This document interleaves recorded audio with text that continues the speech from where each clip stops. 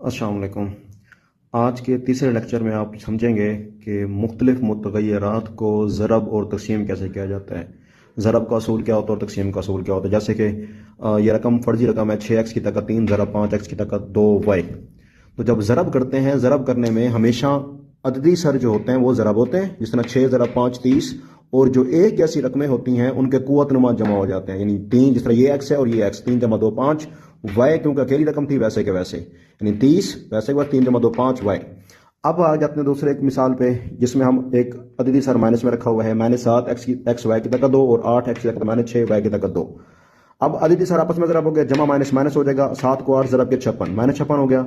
अब ये x है जिसका कुव्वतनुमा ना हो, उसका कुव्वतनुमा यानी पावर 1 होती है, तो 1, ये x है इसकी पावर -6 है, तो 1 -6 से इकट्ठा कर दिया। ये y है और ये y की ताकत 2 और ये y की ताकत 5, तो इनकी पावर्स इकट्ठी हो जाएंगी y वाली वैल्यूज की, यानी 2 + 5 यानी 2 जमा 5, तो 1 -6 -5 हो गया और 2 जमा 5 7।